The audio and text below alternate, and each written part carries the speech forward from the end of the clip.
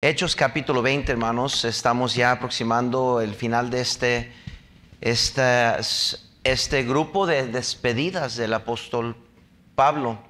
Había por fin llegado a Macedonia. Si recordamos su llamamiento a Macedonia por el Espíritu Santo, sabía que necesitaba ir a Macedonia, y bueno, llega a Macedonia y a Grecia, y aquí les habla en medio de un alboroto que había pasado. Sigue Pablo persistiendo y ayuda a estos cristianos a afirmarse en la fe.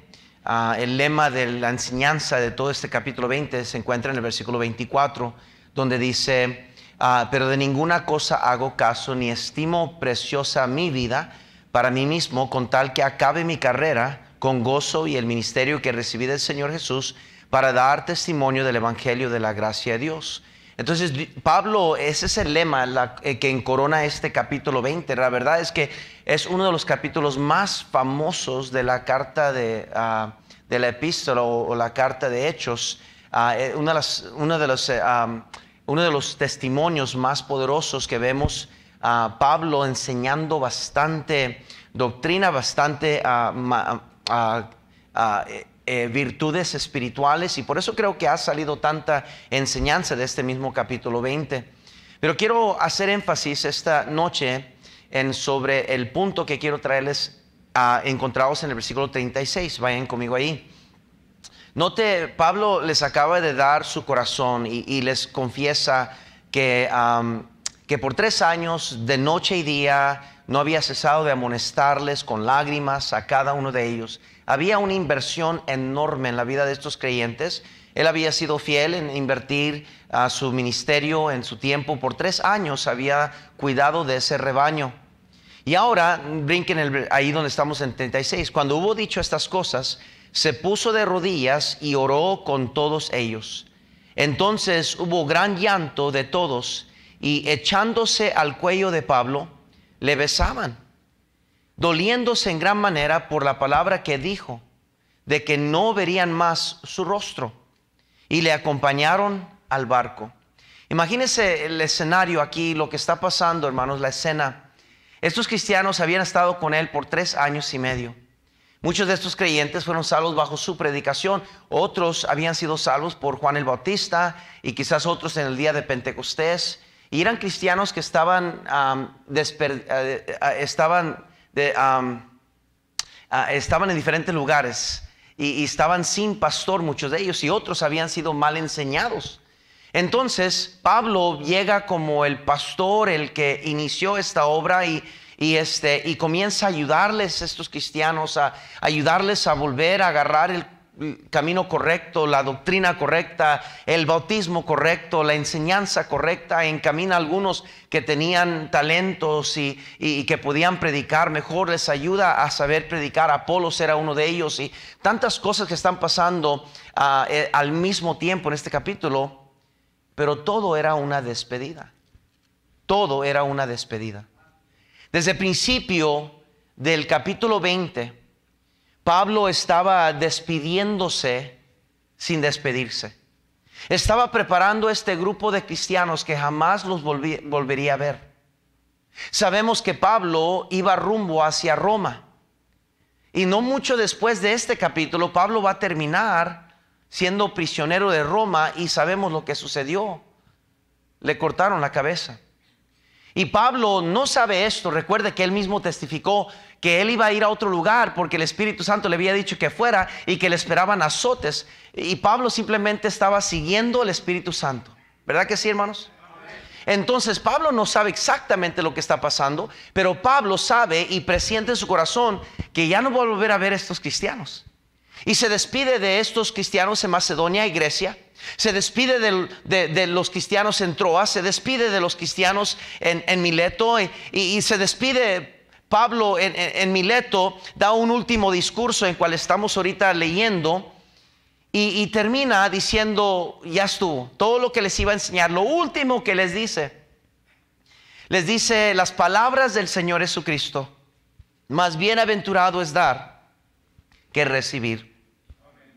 hablaremos de eso la próxima vez en terminar este capítulo 20, sobre esa verdad que Pablo les da a ellos. Más bienaventurados es dar que recibir. Vamos a hablar de eso porque cuando entendamos dentro del contexto de todo el capítulo 20, ¿por qué dijo esas palabras? Muchos leemos ese versículo y pensamos que es solamente dar dinero. Pero Pablo no estaba hablando del dinero necesariamente, aunque se aplica al dinero. Porque obviamente era el misionero y necesitaba el apoyo de ellos. Pero cuando Pablo dice él aquí, más bienaventurado es dar que recibir. Eso va mucho más allá en la fe. Transcende el dinero, transcende el puesto, la postura de un cristiano, cada cristiano, el decidir si da o no. Pablo les reta a un nivel cristiano que todos debemos de entender. Y vamos a llegar a eso. Pero antes de eso, quiero darles este punto esta noche. En el el versículo 37 dice: entonces hubo gran llanto de todos y echándose al cuello de Pablo, le besaban, doliéndose en gran manera por las palabras que dijo. ¿Cuál palabra? Que ya se iba. Estaban tristes, que no verían más su rostro. Y lo acompañan al barco, lo van a despedir. Lo van a despedir. Yo recuerdo en México y en Tijuana, cuando estaba con mi abuelita, a veces me mandaban para allá un verano y seguido hacían eso.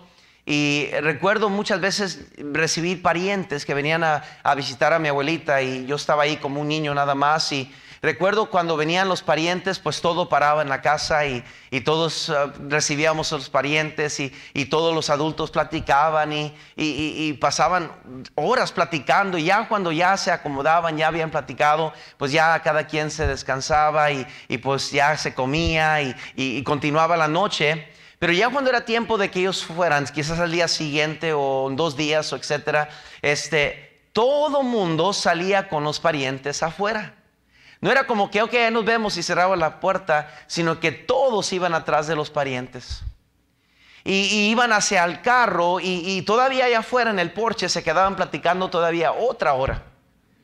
Ya se habían dicho adiós, pero ahora afuera están otra vez diciendo adiós. ¿Cuántos se recuerdan que así era siempre, verdad? Y allá afuera platicando todavía otra hora. Y yo decía como niño, pues ¿qué no ya dijeron que adiós? ¿Y qué van a ir a la muerte? ¿O que no los van a volver a ver? Pero ahí estaban afuera platicando otra vez. Y luego por fin se meten al carro y todavía en el carro se acercaban a la ventana y otra vez hablando. Y yo decía por dentro, ya déjenlos ir, va a comenzar el Chavo del 8. Comenzaba a las 8 de la noche. Y yo decía, ya déjenlos ir, hombre. Era lo último que podía ver antes de que me mandara mi abuelita a dormir. Entonces ahí están platicando fuera en la ventana. Y ya cuando se metían al carro y se iban todos a la calle y de lejos le hacían así. Era una exageración. Y creo que es parte de nuestra cultura porque hasta aquí lo hace la gente, ¿verdad? Es increíble. Alguien viene a su casa y hay que sacarlos afuera y hay que acompañarlos al carro y se suben al carro y todavía, hermanos, y se dan la vuelta y todavía nomás para asegurarse que no se vaya a sentirse el hermano o la hermana. Ya, como que ya va el hermano yéndose y dice, a ver si realmente, ok, sí me despido. Pero es increíble. Esta gente estaba haciendo exactamente lo mismo. Estaban tristes. ¿Cuántas veces hemos estado en la obra del Señor, tratando de hacer la obra del Señor? Y algo viene a nuestras vidas, algo que trae dolor a nuestra vida, algo que nos duele en gran manera. Y son en esos momentos donde realmente nos define como cristianos. Es cuando más realmente Dios se da cuenta y nosotros nos damos cuenta, porque Dios no se da cuenta de nada, Él ya lo sabe. Nosotros nos damos cuenta realmente dónde estamos espiritualmente. ¿Cuántas veces no hemos tenido que superar tristezas para hacer la obra de Dios? ¿Cuántas veces no hemos llegado a los servicios de la iglesia tristes? El punto que quiero enfatizar esta noche, que era ya el número 9 desde el principio de este estudio, que nunca deje que relaciones humanas interfieren con su relación con Dios. Vuelvo a repetir, nunca deje que las relaciones humanas interfieren con su relación con Dios. ¿Cuántos somos culpables de eso? Quizás hubiera sido bueno comenzar con este punto la enseñanza. ¿Cuántos somos culpables de dejar que nuestros problemas con personas afecten nuestra entrega y compromiso con el Señor? ¿Cuánto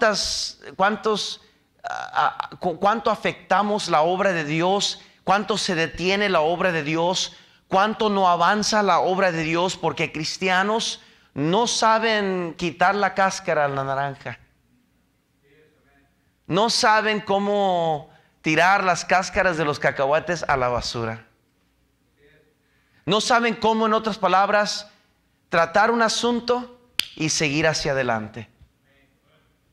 Muchos de nosotros somos tan débiles en esa área. Alguien fallece en nuestra familia y abandonamos todo nuestro compromiso con Dios. No que no debemos de tener sensitividad a nuestros seres queridos. No es que no debemos de conmovernos y dolernos y lamentar. Si es posible estar ahí en su servicio fúnebre, por supuesto que sí. Absolutamente sí. Pero, querido hermano, cuando dejamos a Dios a un lado, porque Señor Jesucristo, déjame ir a enterrar a los muertos primero. Y dice el Señor, deja que ellos, los muertos, se entierren. Muchas veces, hermanos, no entendemos realmente el compromiso que debemos de tener con Dios debe ser mayor que todas las demás relaciones. Todas. No digo que no debemos ser sensitivos, compasivos, de ser buenos hijos o buenos parientes donde mandamos una carta o nos conmovemos, mandamos unas flores, o si es posible atender un servicio fúnebre si no me quita de mis responsabilidades. No es que no podemos y debemos hacer lo que es correcto, pero mi hermano, muchos de nosotros por cosas mucho menos abandonamos la obra de Dios. Si alguien nos lastima, si alguien nos ofende, estamos listos para abandonar todo lo que hacemos para el Señor.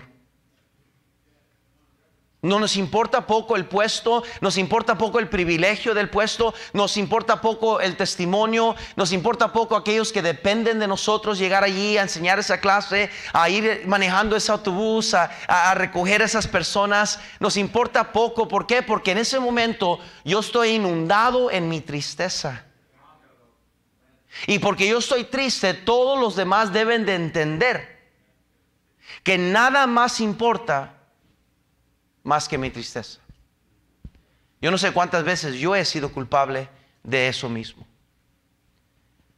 Habían llantos y tristezas porque los hermanos amaban a Pablo, porque él los amó en el Señor. Note conmigo en el versículo 27, por favor. 25, perdón. Note cómo Pablo viene diciéndoles, declarándole unas verdades muy íntimas. Y ahora aquí yo sé que ninguno de todos vosotros, entre quienes he pasado predicando el reino de Dios, verá más mi rostro. Por tanto, yo os protesto en el día de hoy que estoy limpio de la sangre de todos.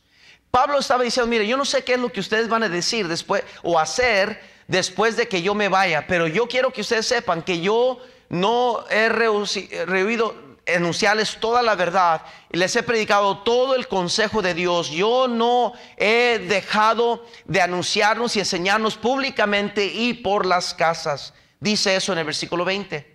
Pablo dice, mira, yo les he dicho con todo mi corazón, he derramado lágrimas día y noche, les he enseñado, he invertido tiempo, he hecho todo lo que yo puedo, ahora está en sus manos. Mis manos están limpias. Y noten el versículo 27, porque no he rehuido anunciarnos todo el consejo. Es segunda vez que lo dice. En el versículo 20, y como nada que fuese útil, he rehuido de anunciarnos y enseñarnos públicamente por las casas. ¿Será que Pablo está enfatizando algo aquí? ¿Será que algo, cuando lo dice una vez la Biblia, hay que respetarlo y escucharlo? Pero cuando lo repite dos veces es porque Dios está enfatizando algo.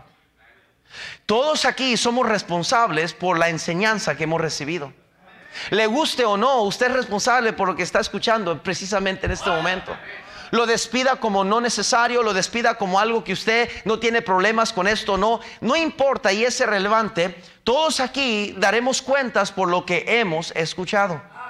Y Pablo le está diciendo a estos cristianos: yo no me he detenido, yo les he hablado cosas que aún han sido incómodas, yo les he dicho la verdad, yo he predicado la verdad, hasta me he expuesto a mí mismo, han visto mis debilidades, me miraron cuando me enojé y sacudí mis pies de aquel lugar y me fui enojado y dejé de predicar el evangelio. Ustedes me vieron enojarme con esa gente que no querían recibir el evangelio, que creían en las estrellas y Júpiter, y ustedes me vieron cómo me enchilé. Pero dice Pablo: pero de todas maneras yo me he expuesto a ustedes y no tienen excusa, porque mis manos y mi conciencia está limpia. Y luego note cómo sigue diciendo Pablo en el versículo 28: por tanto, mirad por vosotros y por todo el rebaño en que el Espíritu Santo os ha puesto por obispos, para apacentar la iglesia del Señor, la cual Él ganó por su propia sangre. Pablo pone todo en balance. Dice: hermanos, miren, la vida cristiana es bien sencilla. Todo debe de medirse a la causa de Cristo. Todo debe de ponerse en balance con la causa de Cristo. La razón por qué usted y yo hacemos o no hacemos, o nos gastamos o no gastamos, o nos invertimos o no invertimos, todo lo que hacemos es por la causa de Cristo, es por la iglesia. Hermanos, si no eso, entonces ¿por qué es que Cristo nos salvó? ¿Usted cree que nomás nos salvó para salvarnos del infierno? ¿Tan superficial fue su causa? ¿Tan superficial y débil fue su sacrificio? No, Él nos salvó, dice Efesios capítulo 2 versículo 7, para mostrar en los siglos venideros las abundantes riquezas de su gracia. La palabra clave ahí es abundantes. No mediocremente, no cuando puedo o cuando es conveniente, no cuando todo está bien, sino abundantemente las riquezas de su gloria. Escuchen, mi hermano, Dios nos eleva a otro lugar y nos reta y nos dice: tú debes vivir tu vida cristiana no por tu causa, no por lo que tú sientes o no sientes. Debes vivir tu vida por la causa del Señor Jesucristo. Y es por eso que Pablo dijo esto: pero de ninguna cosa hago caso, ni estimo preciosa mi vida. ¿Cuántos aquí somos culpables de estimar preciosa nuestras vidas?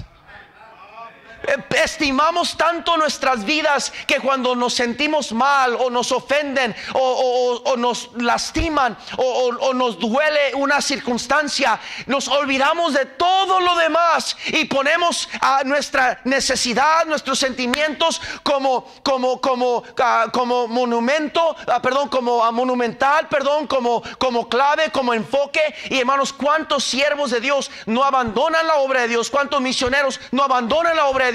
¿Cuántos hermanas y hermanos por todas partes en el mundo cristiano están dejando sus responsabilidades y sus deberes? ¿Por qué? Porque se sienten lastimados, porque les duele una verdad, porque se sienten ofendidos, porque las cosas no han salido como ellos esperaban. Se recuerda, hermanos, que Cristo no tenía dónde recostar su cabeza. Recuérdenme, hermano, que a los suyos fue y los suyos le rechazaron. Sus parientes, aquellos que le conocían desde niñez, lo rechazaron, mi hermano. Y Él no pudo hacer muchos milagros allí porque la gente lo rechazaba. Fue escupido, fue ofendido, golpeado, fue abandonado por sus apóstoles, fue, hermano, dejado solo, cargando esa cruz solo. Y todo eso lo aguantó por el gozo puesto delante de Él.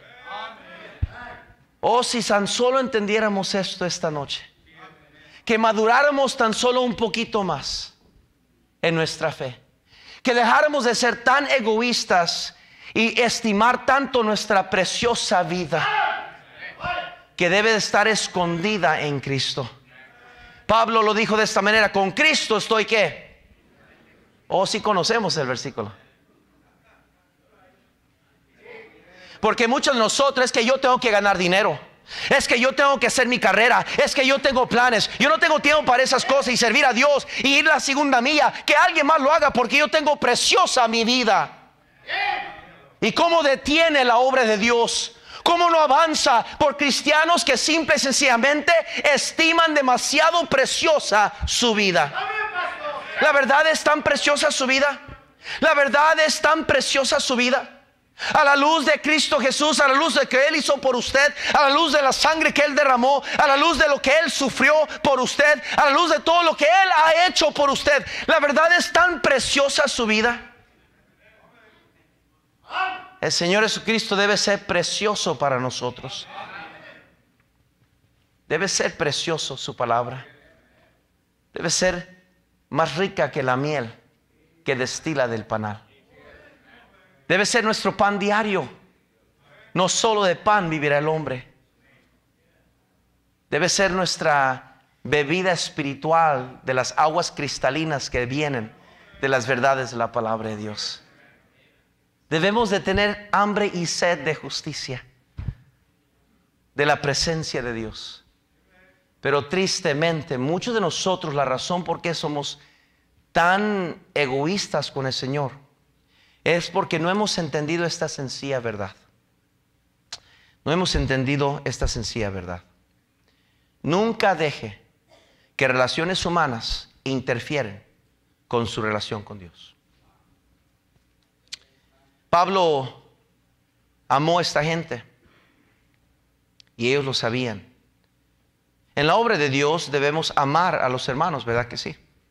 Con un amor sincero. Romanos 12, por favor. Romanos 12. Quiero dar la vuelta a esta verdad. Romanos 12, 9, dice la Biblia así. Veamos en el versículo 6. De manera que teniendo diferentes dones, según la gracia que nos es dada, si el de profecía, úsese conforme a la medida de la fe, o si de servicio, en servicio, o el que enseña, en la enseñanza, el que exhorta, en la exhortación, el que reparte, con liberalidad, el que preside, con solicitud, el que hace misericordia, con alegría. ¿Qué dice lo siguiente, mis hermanos? El amor se hace sin fingimiento, aborrecer lo malo, seguir lo bueno. Amaos los unos a los otros con amor fraternal. En cuanto a honra, prefiriéndoos los unos a los otros. Escuche, les voy a dar la otra lado de la moneda en esta historia. Pablo está queriendo preparar a estos cristianos para que cuando él se vaya, ellos no se rajen. Ellos se sientan completamente capacitados porque Pablo les enseñó todo lo que necesitaban saber. Que ellos se sientan firmes en su fe. Que sepan que la vida cristiana no se vive por emoción, sino por decisión. Que no se enfoquen en las flaquezas de los demás. Les enseñó tantas verdades y ahora Pablo con toda confianza está listo él despedirse de esta iglesia, de estos cristianos. Una conciencia limpia. Y les da esta verdad. Porque esa gente lo amaba. Y él, sinceramente, los amaba. Y la razón por qué lo sabemos, es porque habían lágrimas y besos y abrazos. ¿Sabe lo que nos dice eso, mi hermano? Es esto. Que como cristianos, si vamos a hacer la obra de Dios bien, como debe de hacerse, debe hacerse con un amor sincero. No uno superficial. ¿Sabe lo que quiere decir eso? Ay, hermano Francisco, yo le amo a usted hasta que usted me ofenda. Hermano Tomás, yo le amo a usted hasta que usted me falle. Eso es un amor superficial. Ese no es un amor sin fingimiento. Qué fácil es despedir de aquel cuate que cayó en pecado porque realmente ni lo amábamos. Uno como los demás, dicen los cristianos. Pero ¿cómo cambian las cosas cuando es un hijo? Cuando es alguien que conocemos, cuando fue mi amigo y yo lo amé sinceramente. ¿Se fija cómo todo eleva?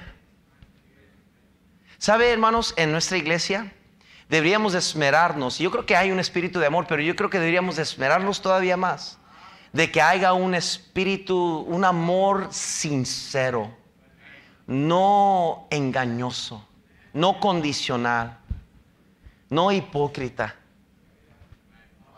Esas cosas, hermanos, han infestado muchas iglesias.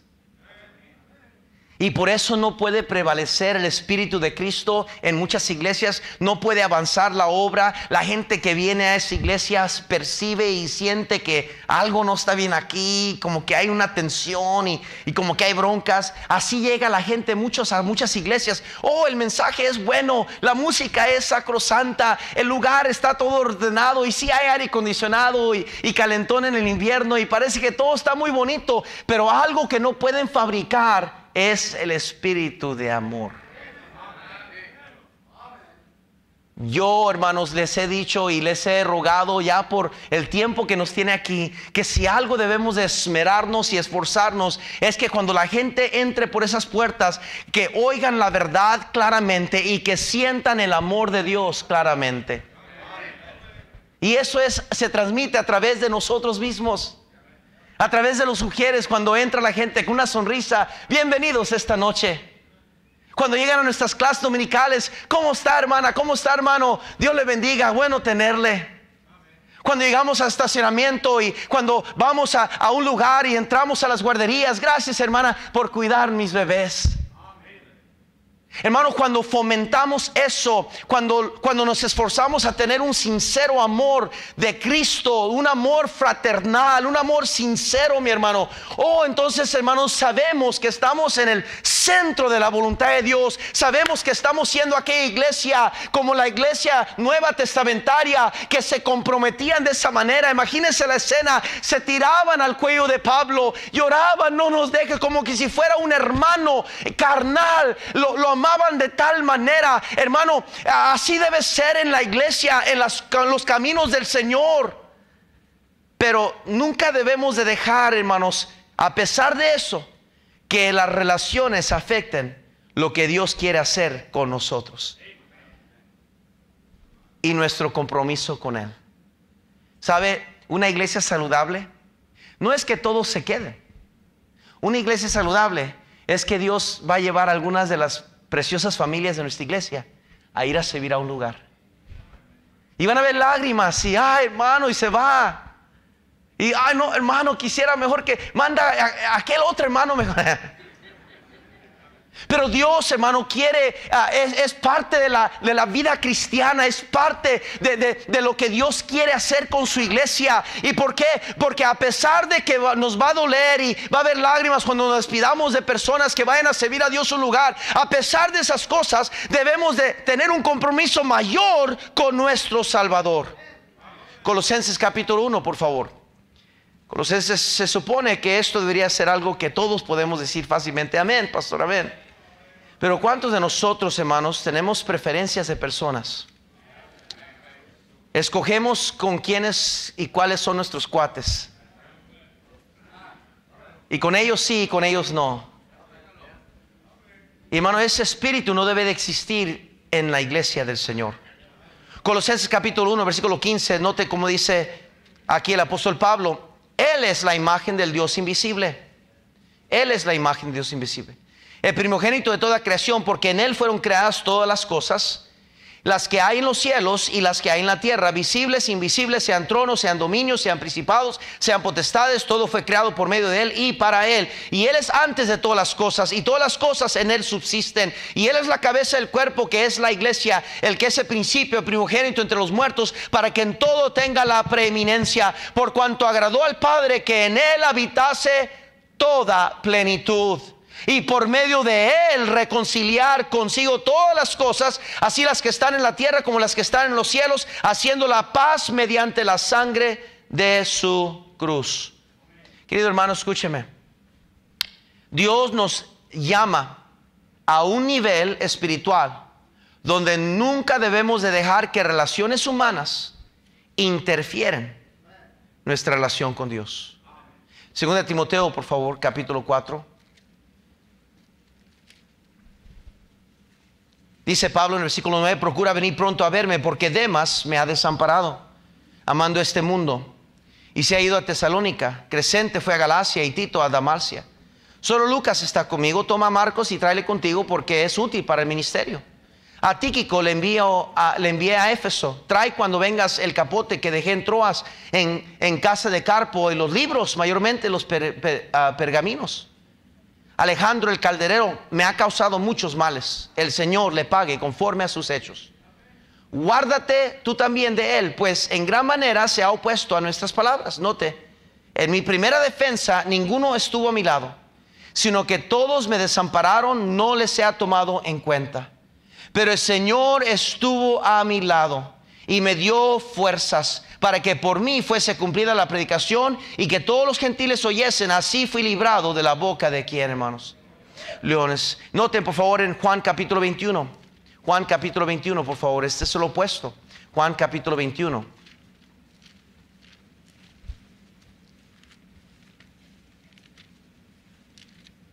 Juan capítulo 21, versículo 20. Por favor, note cómo dice la palabra de Dios, versículo 20. Juan 21, 20. ¿Estamos ahí?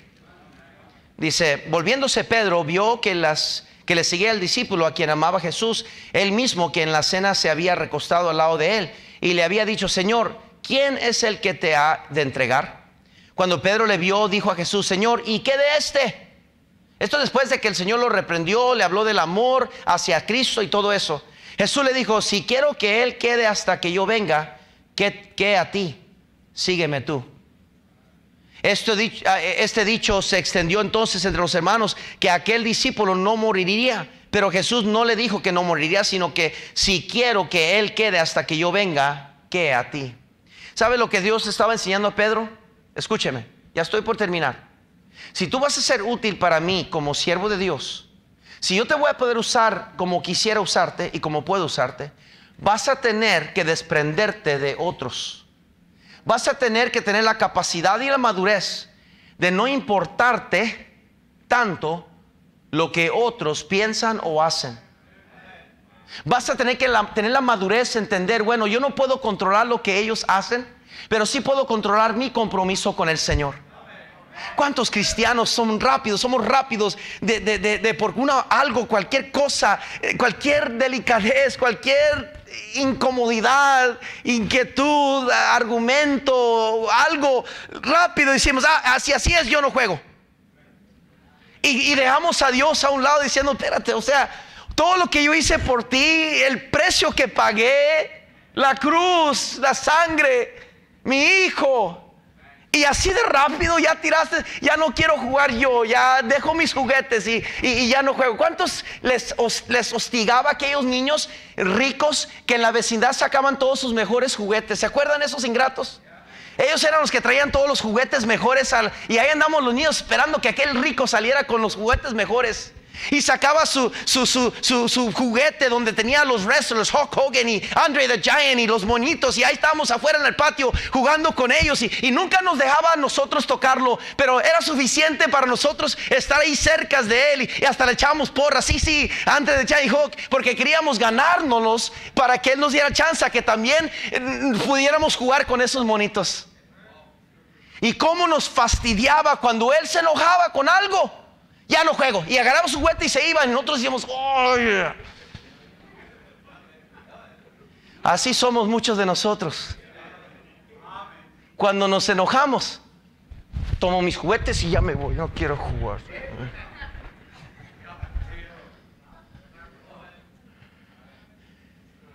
Pedro tenía este problema en su vida. Y por esto batallaba mucho con su compromiso con Jesús. Porque siempre le importaba lo que los demás pensaban. ¿Se acuerdan las palabras de Pedro? Aunque todos ellos, who cares? Ellos te negaron, pero yo nunca. También a nosotros, Señor, y nosotros, y no sé, tú me vas a dejar. Siempre Pedro pensando en los demás, en otros. Y cuando llegó el momento de pararse y declarar su fe en Jesús, lo negó. ¿Sabe por qué? Porque Pedro nunca aprendió la lección de dejar que relaciones humanas interfieran con su relación con Dios. Job Él sí pudo. Nuestros respetos a Job.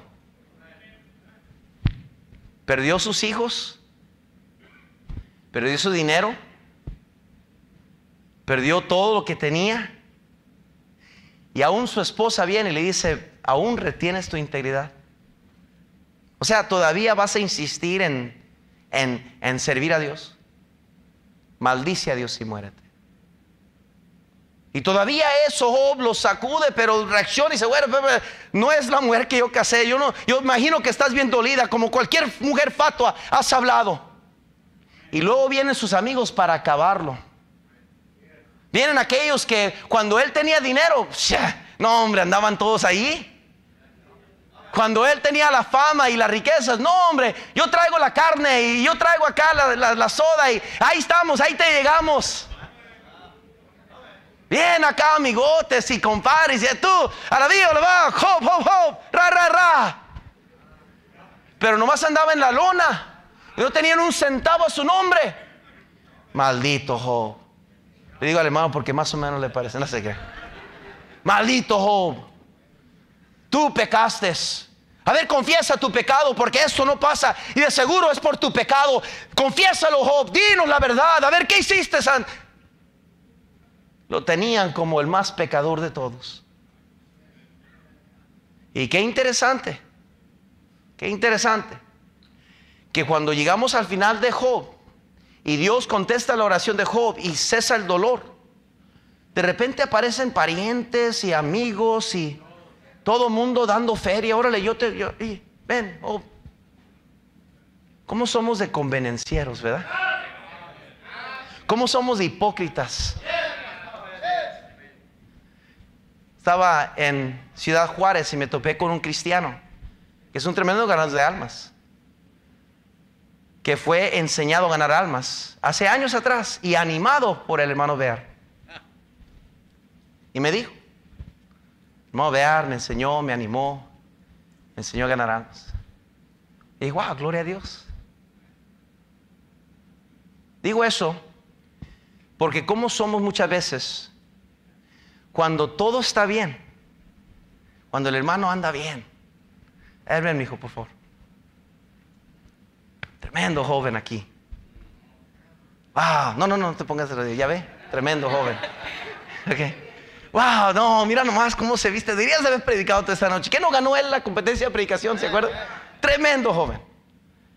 Pero si él hiciera algo que no nos agradara, te hazte para allá.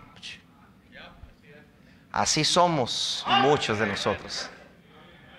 Somos una bola de hipócritas ingratos, porque se nos olvida ver en el espejo toda la porquería que nosotros hemos hecho.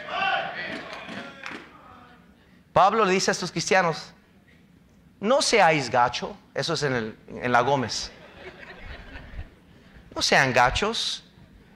¿A poco van a dejar que mi despedida y yo tengo que ir a donde Dios me está llevando, que les detenga a ustedes su fe?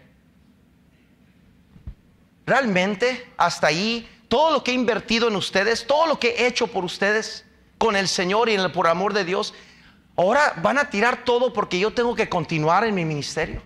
Note,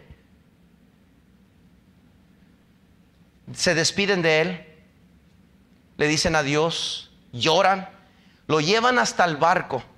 Ya puedo ver a la gente hacerle así: Pablo, Paul, le decían, Paul,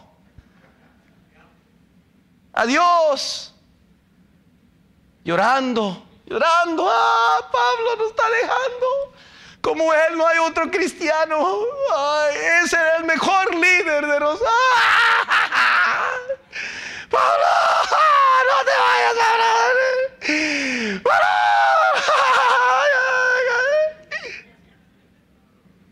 Sin darse cuenta que en el otro lado de la ribera, el otro lado, estaban esperando otros creyentes, otra gente que recibirían a ese siervo de Dios, y el gozo de ellos sería animado. ¿Cuántos de nosotros detenemos la obra de Dios porque sentimos que nuestra vida es demasiado preciosa? Con razón Pablo dijo esto. Uno de los versículos que me gustaría cortar de la Biblia. Pero dijo él, y con el mayor placer gastaré lo mío. Y aún yo mismo me gastaré del todo, por amor de vuestras almas, aunque amándoos más, sea amado menos. ¿Se acuerda José, enfrentado por sus hermanos? Lo habían traicionado. Minera, claro, lo vendieron, lo tiraron al hoyo. Querían matarlo, pero Rubén interfirió.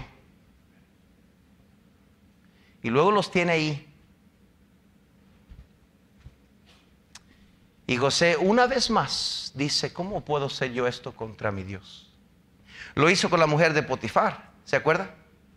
¿Cómo puedo yo caer en este pecado? ¿Cómo voy a hacer esto contra mi amo y contra mi Dios? Ahora están ahí sus hermanos, con ganas de darles con todo lo que tiene. Ay, ahí los tengo, y estos ingratos, toda mi vida desperdiciada, aquí están. Pero dijo José, no. Lo que ustedes quisieron para mal, Dios lo usó para bien. Yo no voy a dejar que ustedes interfieren con mi relación con Dios. Estoy hablando de personas que quizás tienen broncas pesadas con parientes, con hijos e hijas, con nueras, con yernos, con suegros.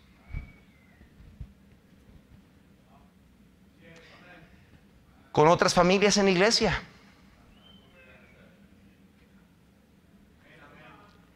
Y hemos dejado personas interferir con mi rectitud y caminar con Dios.